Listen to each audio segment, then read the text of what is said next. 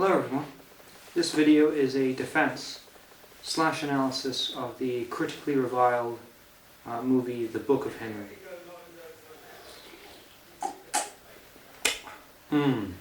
Refreshing. Out here repping the Arizona Tea Gang. Anyway, so here's a quick plot synopsis. A young prodigy named Henry notices that one of his classmates, and also his neighbor, is displaying signs of being abused. And so he tries to raise this with the principal. But the principal, due to very sort of understandable bureaucracy and not wanting to ruin a man's reputation with little evidence, decides to not open a case. And so Henry goes to Child Protective Services, but due to nepotism, because a person high up in Child Protective Services is the brother of Glenn Sickelman, the abusive stepfather, Henry decides to take matters into his own hands and plans to kill the abusive stepfather. He promptly dies of brain cancer. Before dying, he leaves tapes instructing his mother on how to kill the police commissioner. She decides not to. That's pretty much all you need to know.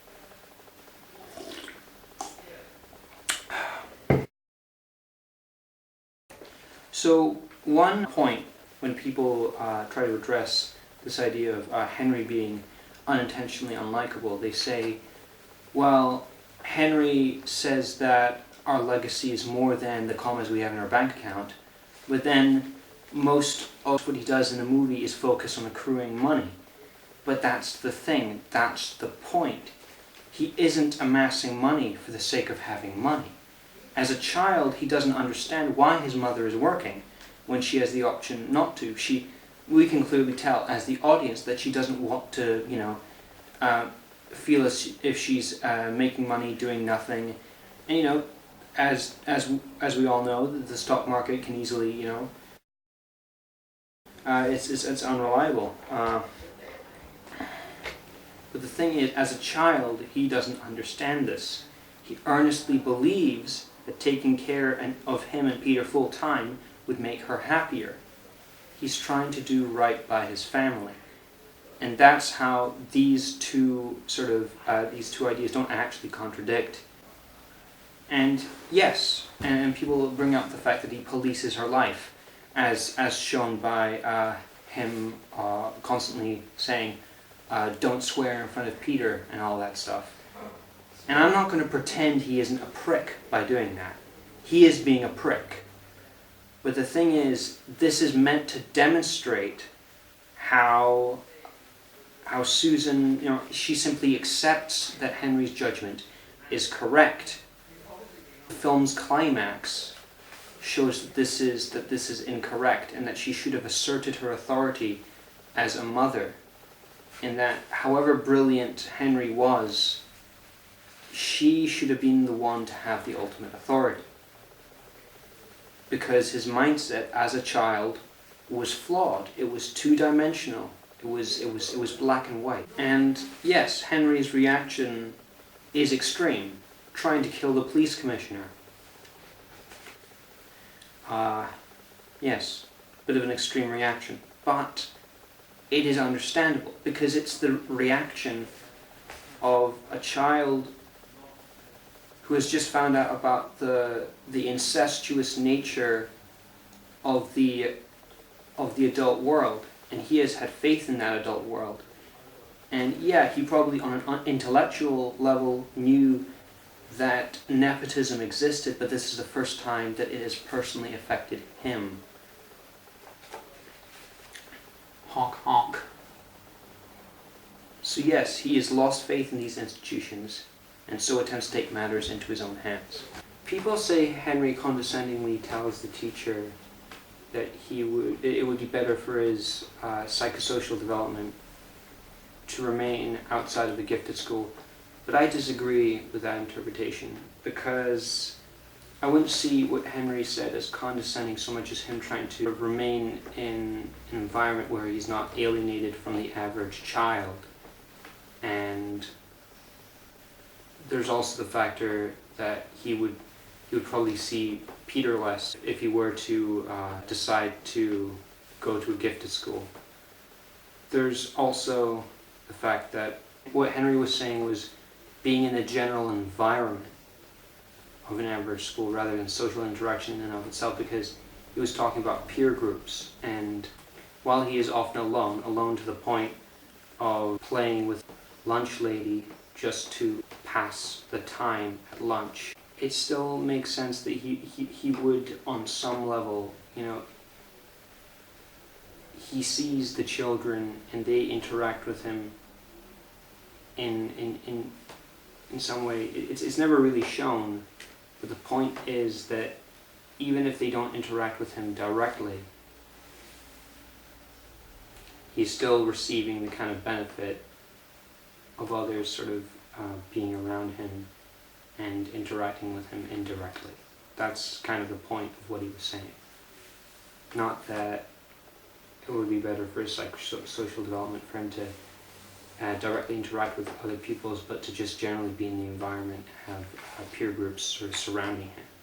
There's also the fact that, when put in context, Henry saying dodgeball isn't even an Olympic sport, the child that wanted to play dodgeball at an Olympic level, was more to illustrate his point about how the legacy being discussed, that sort of social status of basically of being regarded highly by everyone, is meaningless when compared to how the people around us, our family, our friends, remember us when we die, and the kind of effect we have on our peers.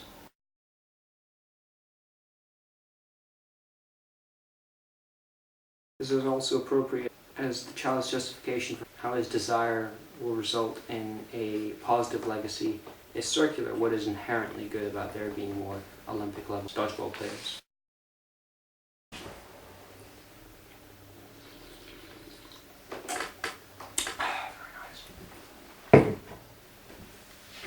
The tone shift reflects the abruptness with which the carpenter's relative innocence, represented by the film's initial Disney-esque tone, is whisked away from them. We, as an audience, are confused by this odd tone shift and aren't sure how to process what is going on. In a sense, we are in the same emotional state as Susan. This event is just as out of nowhere for her as it is for us. The fact that the film is going to take a darker turn is subtly foreshadowed in the intro, with the drawings initially being of flying machines, but as the intro progresses, we are shown sketches of gun parts, the human skull, and someone being made to fall into a stream, with the chipper music playing over these scenes. A first-time viewer would probably think these images are a little off, but simply assume that these are the sketches of an 11-year-old who is aware of the darker aspect of reality, or is interested in these subjects. Henry is, after all, a child prodigy. These images and their significance don't become clear until later. This is also representative of the tone of the first part of the film, in which Henry is alive. This part is indeed twee, but there is a dark undertone, with Christina explicitly said to be abused by Henry, and the trip to the gun store. The headaches also act as clues that something isn't entirely right with Henry. As such, the tonal shift is foreshadowed a lot more than the critics imply.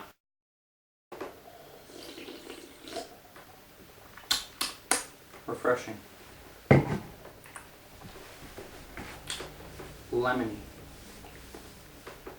The boy who dreams of being an Olympic-level basketball player at the beginning is symbolic of the kind of ignorance that is the polar opposite of the adult ignorance. The adults are ignorant because they are tied up by understandable bureaucracy, but the children are ignorant because they do not examine the world.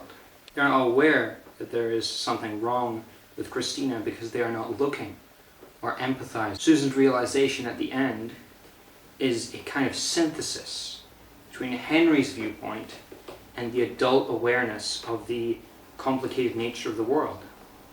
Susan realizes that one cannot just throw aside all morals to help someone, however desperate the situation is.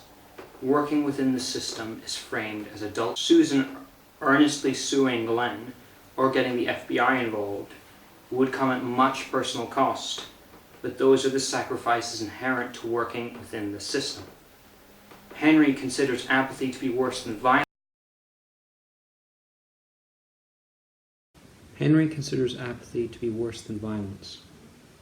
The film rejects his idea that one must cross any and all moral lines to help people. Susan idolizes her son and trusts his judgment due to his intellect. And this righteous assassination plan is, in a sense, a way to get closer to the child that was torn away from her unceremoniously. And so her gaining independence and her letting go of her desperate desire to be with Henry, however superficial this connection is,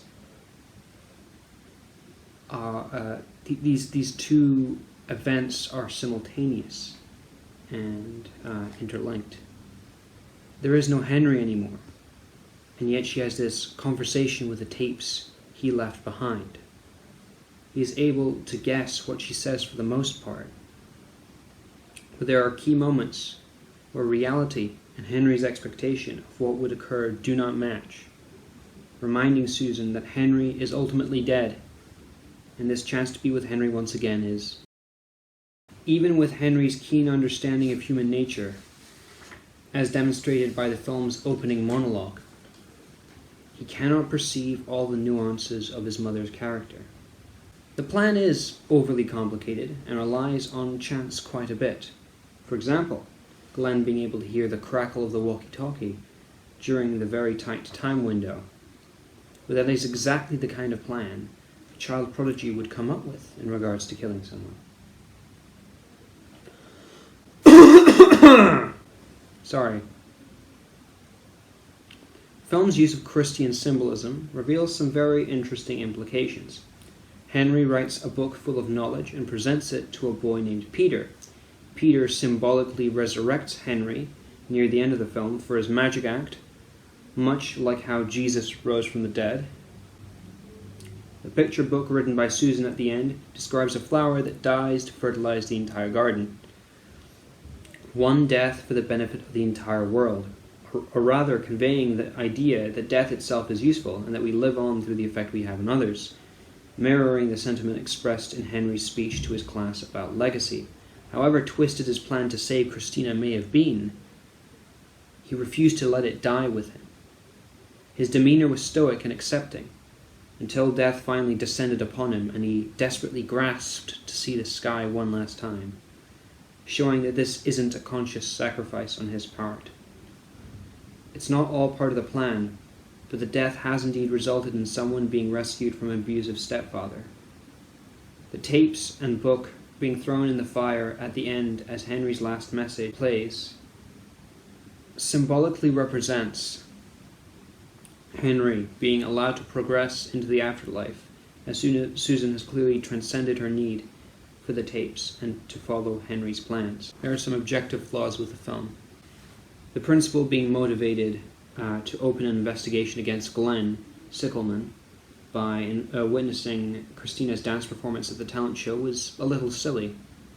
It would have been more understandable if she had noticed a bruise of some sort, although perhaps the lack of bruises is meant to imply Christina's abuse is of a more sexual nature.